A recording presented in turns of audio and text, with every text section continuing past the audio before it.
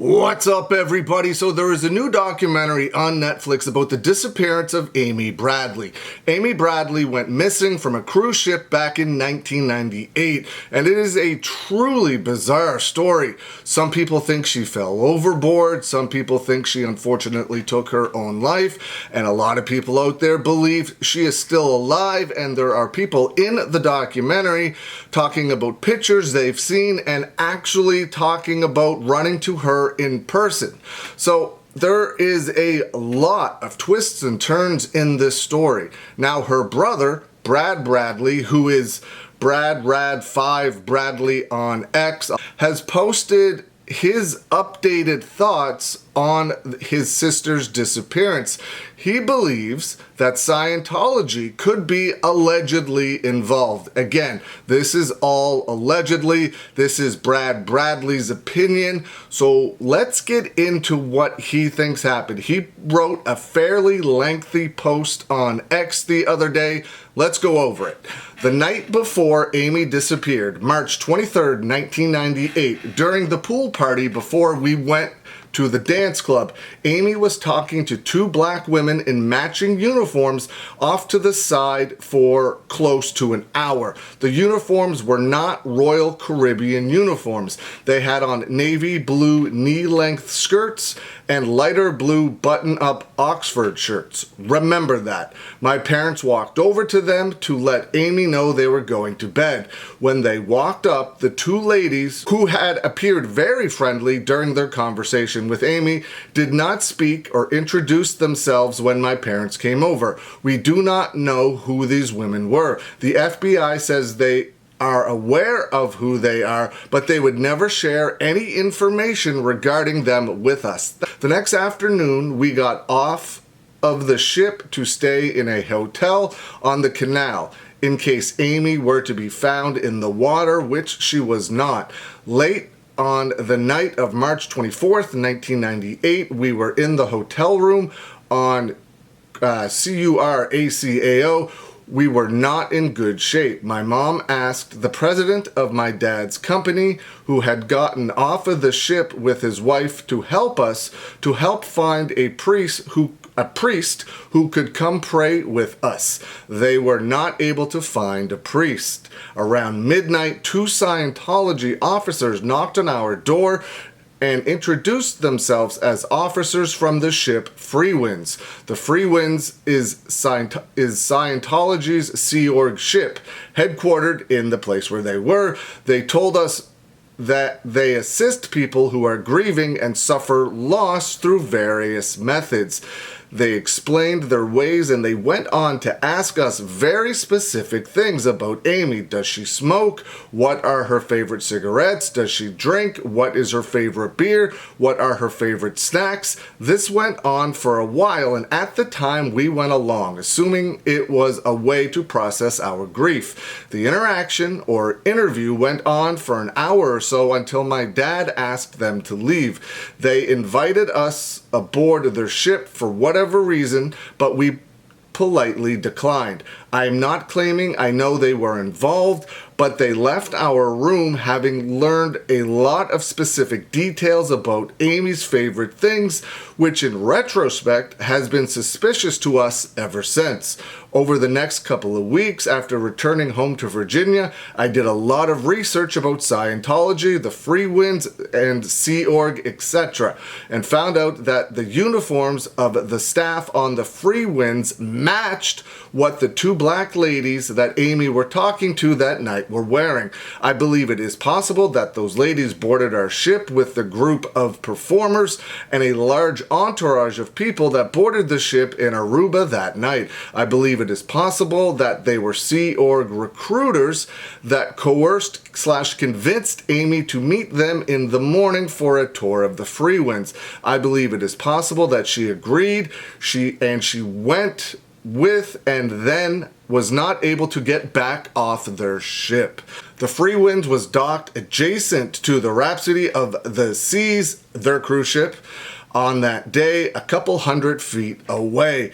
If you have done any research about this organization, you will hear of people being held against their will, forced work duty, isolation, and so on. The free winds go back and forth between Curacao, C-U-R-A-C-A-O, I'm not entirely sure how to pronounce that, Aruba, and Barbados. Amy was reportedly sighted in all of these places.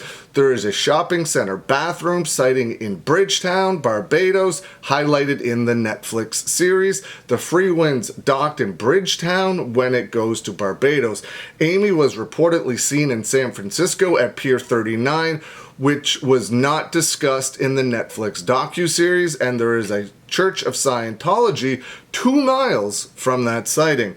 One of the first sightings was at Porto Marie Beach on Curacao. As I mentioned earlier, the Free Wind / Sea Org headquarters is there. I realize that this theory is contrary to some of the predominant theories and sightings, but it has haunted me for 27 years, and we have never been able to get any news organization, media outlets, or the FBI to pay attention for it. I'm hoping to be able to find ex-Sea Org members that we can talk to. Please share.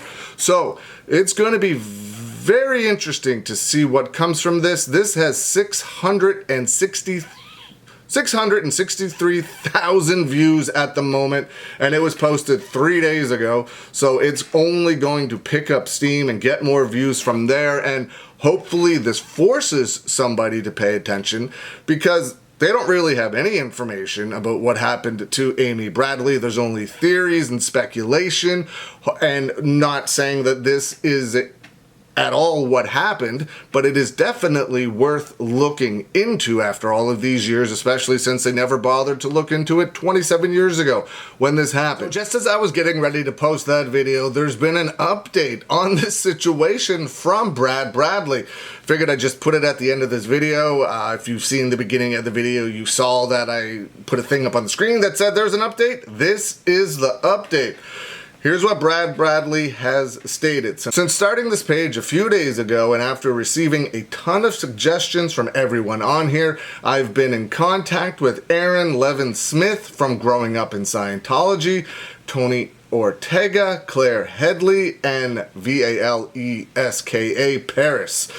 They have each individually explained to me that they think the possibility of Amy being taken onto the free winds by any measure would be extremely unlikely. Claire was in a high-ranking position at the time on the free winds ship and says she does not remember anything unusual, nor does she remember hearing anything about it or seeing Amy.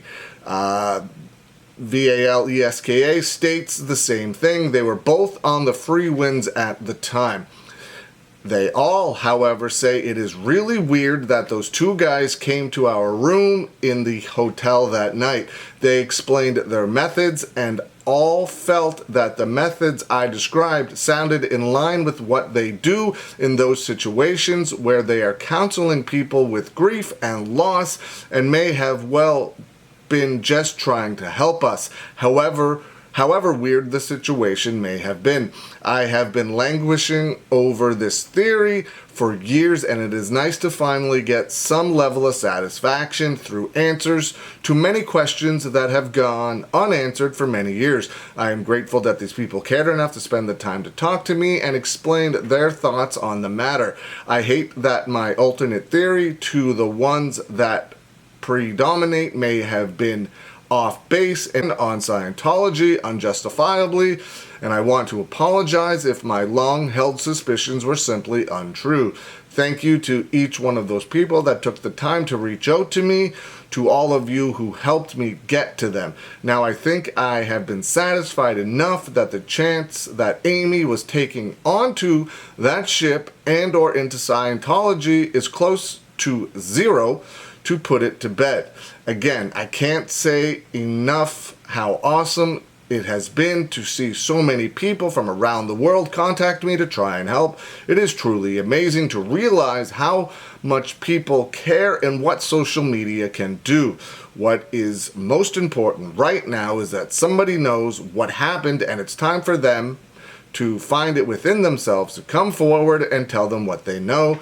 This feels like if there's any chance that we're able to find Amy or find out what happened to her, it's the last chance we will likely ever have again. So Brad thinks now Scientology is not involved with his sister's disappearance. I'm not saying that these people aren't being honest with him, because they've come out and talked all kinds about Scientology. But in that situation, if somebody was kidnapped or taken against their will, would you come out even 27 years later and say that, yeah, I did that, that's what happened? I don't know. And I'm not saying that's what happened, but you could definitely see that side of things, that perhaps they're still trying to protect themselves after all these years, or perhaps what they're saying is 100% true, and that Scientology at that time had absolutely nothing to do with it. Again, what is your thoughts? Do you believe that Scientology played any part in the disappearance of Amy Bradley? Let me know.